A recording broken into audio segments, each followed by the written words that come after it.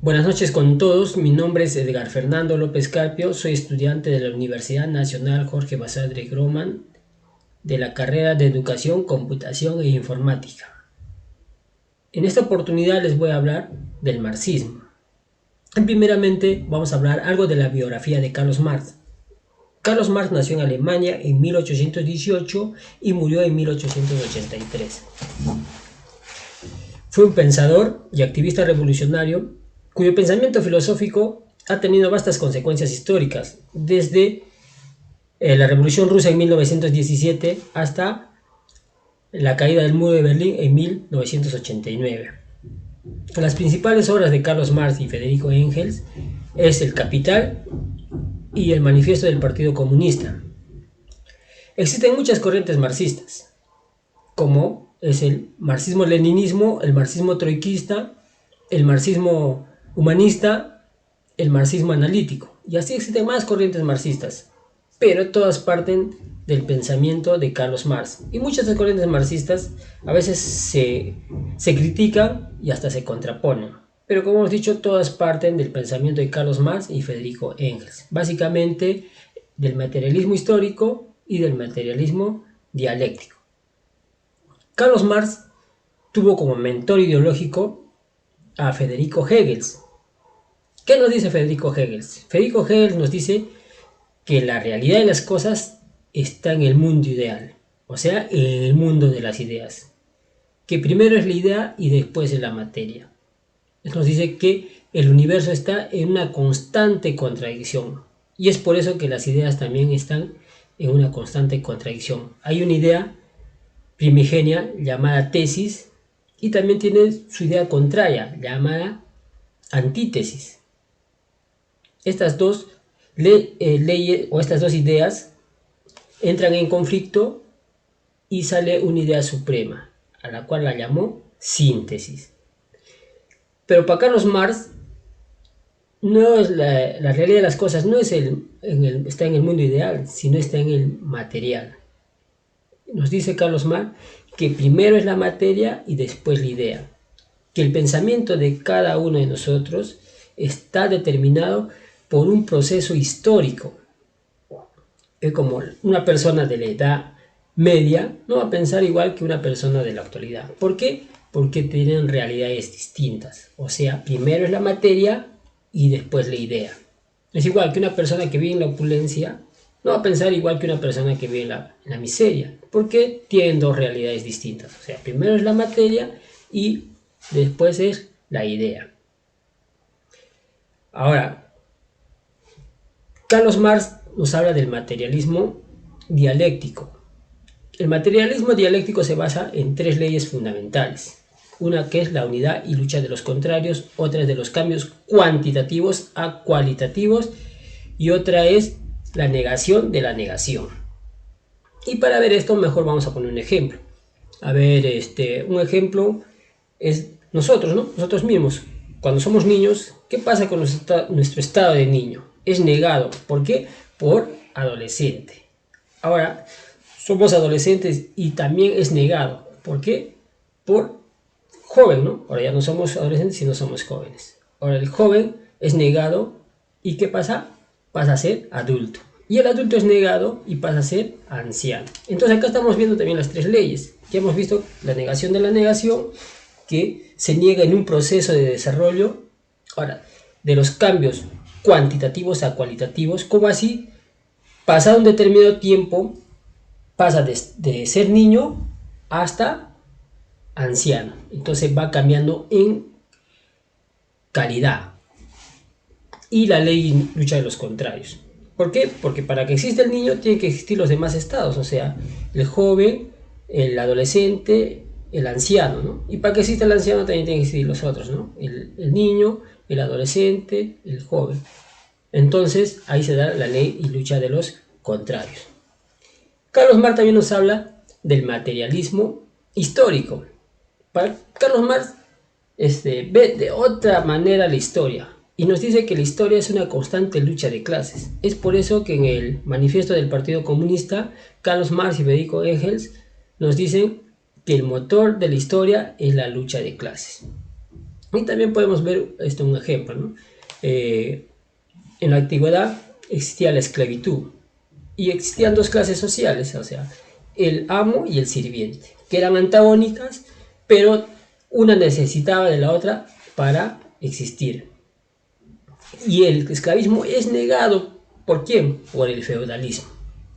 Y al surgir el feudalismo, también aparecen nuevas clases sociales, antagónicas, y necesita una de la otra para existir. Ahora, al feudalismo lo niega. ¿Quién lo niega? Lo niega el capitalismo.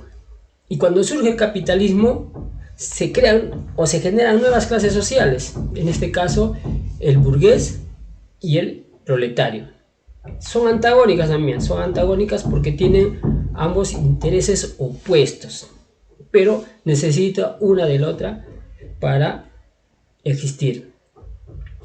Ahora también Carlos Marx se nutre del pensamiento de Ricardo. ¿Qué nos dice Ricardo? Nos dice que la materia vale cero, que el valor de una mercancía es igual al trabajo socialmente necesario para su producción. Es como, por ejemplo, ¿no? Nos dice que este desarmador por sí solo no cuesta nada, la materia no tiene valor. Pero ¿qué es lo que le da valor? Lo que le da valor es la suma de todos los trabajos necesarios para la producción de este desarmador. Como por ejemplo, el acero, ¿no? Se tiene que extraer el acero, se tiene que trasladar, ahí intervienen muchas personas su trabajo y esa sumatoria de todos los trabajos le da el valor a este desarmador. Pero Carlos Marx lo lleva a otro nivel. Carlos Marx nos dice que la fuerza del trabajo del obrero es igual a la fuerza del trabajo socialmente necesario para que tal fuerza exista. Es como, por ejemplo, digamos, yo no puedo fabricar nada y tengo que trabajar en algún sitio. Lo único que tengo es mi fuerza de trabajo. ¿Y a qué vale mi fuerza de trabajo? Es a todo lo necesario para que se produzca esa fuerza. De repente, no sé, distracciones, alimento, y todas esas sumatorias es lo que vale mi fuerza de trabajo. Entonces, para Carlos Marx ya existe otra mercancía, que es la fuerza del trabajo del obrero. Y al existir otra mercancía, ¿qué pasa? Pasa que ya se le da un valor al trabajo, a la fuerza de trabajo del obrero. Y por tal se crea o empieza a existir la plusvalía. ¿Qué es la plusvalía? La plusvalía es lo que el empresario o burgués deja de pagar al trabajador. ¿Cómo así? Digamos, mi fuerza de trabajo vale, digamos, 5.000 soles. Pero el burgués jamás me va a pagar 5.000 soles. Sino, ¿cuánto me va a pagar? Me va a pagar, digamos, 4.000. Esa diferencia se llama plusvalía. Lo que deja de pagar el burgués al obrero. Y con esa diferencia es que se crea el capital. Y por ende, los ricos se van a hacer más ricos y el pobre se va a hacer más pobre. Así como los ricos se van a hacer cada vez más ricos y los pobres se van a hacer cada vez más pobres, va a llegar un momento donde el obrero no tenga nada más que perder. Y el capitalismo cada vez va a generar más contradicciones. Y es por eso que Carlos Marx y Federico Engels nos dicen que el capitalismo está acabando su propia tumba. ¿Qué va a pasar cuando deje de existir el capitalismo? Va a surgir el comunismo, donde no va a existir las clases sociales, no va a existir clases antagónicas. Y al dejar de existir clases sociales, no va a haber explotación. Y también nos dice que va a dejar de existir la propiedad privada, pero como medio de producción. Ahora, Carlos Marx critica al capitalismo, pero también es consciente de que es una fase del proceso histórico para llegar al comunismo. Es como nosotros para llegar a ser adultos tenemos que pasar por la adolescencia y por la juventud. Entonces, para llegar a ser adultos, la fase de nuestro proceso histórico de evolución es la adolescencia y la juventud. Es igual para Carlos Marx, una fase del proceso histórico para llegar al comunismo es el capitalismo. Y Carlos Marx nos dice que los obreros de todo el mundo se van a unir. ¿Por qué? Porque vamos a tener un interés común. Y tiene una frase muy famosa en el manifiesto del Partido Comunista que nos dice: proletarios de todo el mundo unidos. Ahora, en lo particular, mi opinión personal, yo estoy de acuerdo con muchas de las ideologías de Carlos Marx y Federico Engels. Y tal el caso que hay muchas religiones que predican la misma ideología. Es como la religión budista, la religión católica, la religión islámica, ¿no? Y debe haber muchas más, que predican la igualdad y la comunión, ¿no? Común, todos iguales, ¿no? Pero no en igualdad, sino en derechos. Y hasta existe un sacramento, que es en el sacramento en la religión católica, que es la comunión. Pero a la religión no se le critica, ¿no? Por esa ideología. Pero a Carlos Marx sí se le critica. ¿Pero por qué? ¿Por qué se le critica? Se le critica porque, uno, por ignorancia, por desconocimiento. Nosotros muchas veces repetimos y criticamos sin conocimiento. O sea, repetimos lo que otros repiten. Y ¿quién le critica o quién critica las ideologías marxistas? Critican los grandes intereses, los grandes capitales. ¿Por qué? Porque no les conviene a ellos que desaparezca la propiedad privada como medio de producción. Ahora, pienso que Carlos Marx, no que se equivocó, sino que pensó que iba a llegar más antes del comunismo, porque predijo mal algunas cosas, ¿no? Diciendo que los ricos se harán cada vez más ricos y los pobres se harán cada vez más pobres. Y como los obreros, a veces el capitalismo para protegerse no simplemente le da al obrero que gana para sobrevivir, sino le da un poquito más. O sea, nosotros no ganamos, o en general, no se gana necesariamente para subsistir, sino se gana un poquito más para tener algunas comodidades. Y es por eso que el capitalismo se protege así. Una vez que ganamos un poquito más, nos sentimos en una zona de confort. Y la naturaleza humana es que tiene siempre miedo al cambio, a lo desconocido. Entonces nosotros nos sentimos seguros como lo que estamos ahorita, en esta situación. Entonces no queremos un cambio. Es por eso que ahí sí se ha protegido el capitalismo. Ahora, Carlos Marx también no pensó que se iba a dar de tal manera el capitalismo como se da. Porque el capitalismo todos los días se reinventa, se genera nuevas tecnologías, se genera nuevos inventos, nuevas formas de producción.